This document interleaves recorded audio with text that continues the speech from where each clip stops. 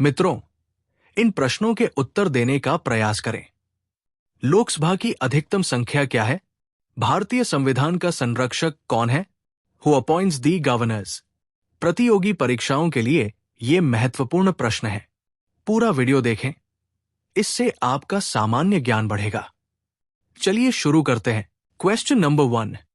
Which amendment introduced the Goods and Services Tax (GST) in India? Bharat में वस्तु और सेवा कर (GST) किस संशोधन द्वारा पेश किया गया? The options are: Option 1, 97th Amendment, 97वां संशोधन। Option 2, 100th Amendment, 100वां संशोधन। Option 3, 101st Amendment, 101वां संशोधन। Option 4, 105th Amendment, 105वां संशोधन। The correct answer is 101st Amendment, 101वां संशोधन। Explanation: The 101st Constitutional Amendment Act, 2016, introduced the Goods and Services Tax (GST) in India, replacing multiple indirect taxes levied by the central and state governments. 101वां संवैधानिक संशोधन अधिनियम 2016 ने भारत में वस्तु और सेवा कर (GST) को पेश किया, जिसने केंद्र और राज्य सरकारों द्वारा लगाए गए विभिन्न अप्रत्यक्ष करों को बदल दिया।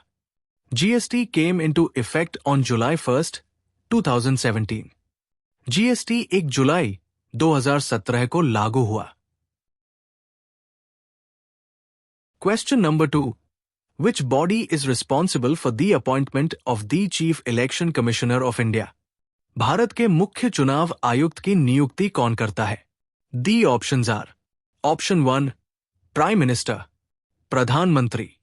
Option 2, President, राष्ट्रपति। Option 3, Supreme Court, सर्वोच्च न्यायालय। Option 4, Parliament, संसद। The correct answer is President, राष्ट्रपति।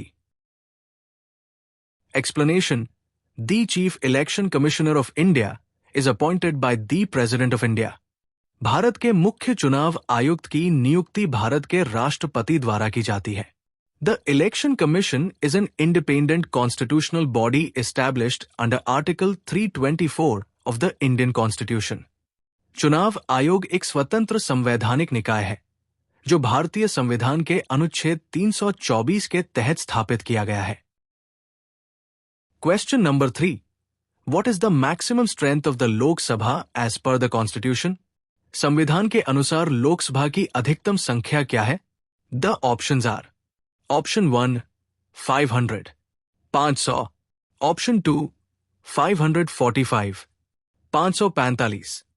Option 3, 550, 550. Option 4, 600, 600. The correct answer is 550, 550. Explanation: As per Article 81 of the Indian Constitution, the maximum strength of the Lok Sabha is 550 members. भारतीय संविधान के अनुच्छेद 81 के अनुसार लोकसभा की अधिकतम संख्या 550 सदस्य है। Out of these, 530 members represent the states, 20 represent the union territories, and 2 are nominated by the president from the Anglo-Indian community. इनमें से 530 सदस्य राज्यों का प्रतिनिधित्व करते हैं, 20 केंद्र शासित प्रदेशों का प्रतिनिधित्व करते हैं और 2 सदस्य राष्ट्रपति द्वारा एंग्लो इंडियन समुदाय से मनोनीत किए जाते हैं। Question number 4. Which part of the Indian Constitution contains the directive principles of state policy?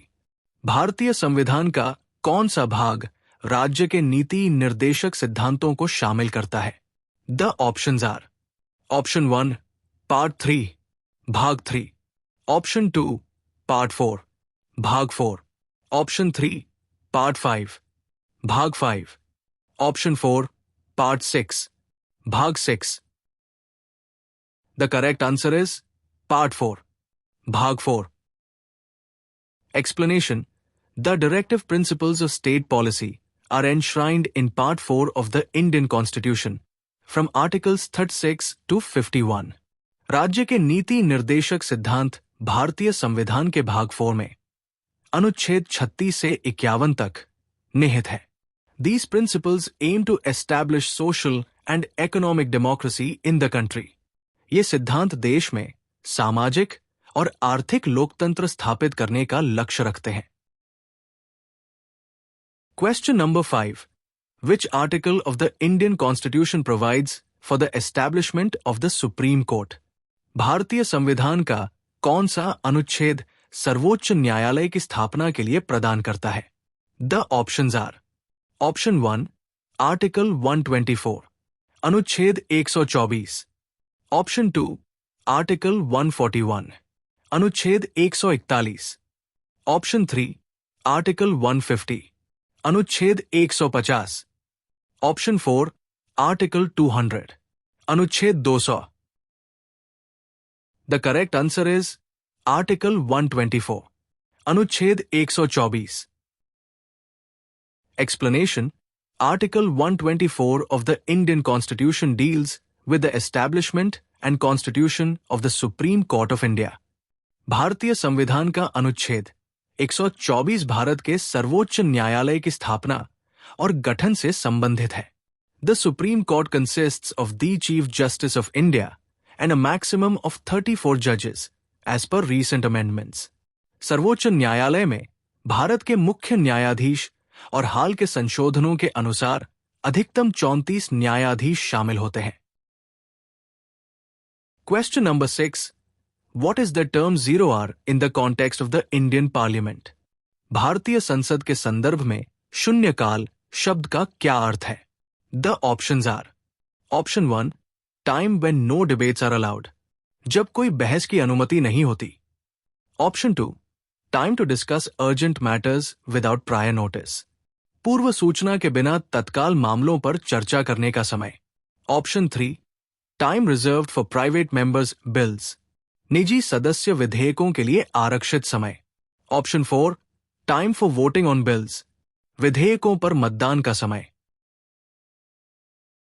The correct answer is time to discuss urgent matters without prior notice, पूर्व सूचना के बिना तत्काल मामलों पर चर्चा करने का समय. Explanation: 0R refers to the time in the Indian Parliament when members can raise urgent issues of public importance without prior notice. शून्यकाल उस समय को संदर्भित करता है जब सदस्य पूर्व सूचना के बिना जनता के लिए महत्वपूर्ण तत्काल मुद्दों को उठा सकते हैं. It starts at 12 noon and follows the question hour. ये दोपहर 12 बजे शुरू होता है और प्रश्न काल के बाद आता है. Question number 7. Which body acts as the guardian of the Constitution of India? भारतीय संविधान का संरक्षक कौन है? The options are: Option 1, President, राष्ट्रपति. Option 2, Supreme Court, सर्वोच्च न्यायालय. Option 3, Parliament, संसद. Option 4, Election Commission, चुनाव आयोग. The correct answer is Supreme Court, सर्वोच्च न्यायालय. Explanation: The Supreme Court of India is considered the guardian of the Constitution, as it has the power of judicial review to ensure that laws and actions comply with constitutional provisions. Bharat के सर्वोच्च न्यायालय को संविधान का संरक्षक माना जाता है क्योंकि इसके पास न्यायिक समीक्षा की शक्ति है, जिससे ये सुनिश्चित करता है कि कानून और कार्यवाही संवैधानिक प्रावधानों के अनुरूप हो. Question number 8. Who appoints the governors of Indian states? भारतीय राज्यों के राज्यपालों की नियुक्ति कौन करता है? The options are: Option 1, Chief Justice of India, Bharat के मुख्य न्यायाधीश. Option 2, President of India, Bharat के राष्ट्रपति. Option 3, Prime Minister of India, Bharat के प्रधानमंत्री. Option 4, Chief Minister of the state, राज्य के मुख्यमंत्री. The correct answer is President of India, Bharat के राष्ट्रपति. Explanation: The governors of Indian states are appointed by the President of India under Article 155 of the Constitution. भारतीय राज्यों के राज्यपालों की नियुक्ति संविधान के अनुच्छेद 155 के तहत भारत के राष्ट्रपति द्वारा की जाती है. They serve as the constitutional head of the state. वे राज्य के संवैधानिक प्रमुख के रूप में कार्य करते हैं. ये वीडियो यही समाप्त होता है. सब्सक्राइब करना, लाइक करना, कमेंट करना और शेयर करना न भूलें. देखने के लिए धन्यवाद. जल्द ही मिलते हैं.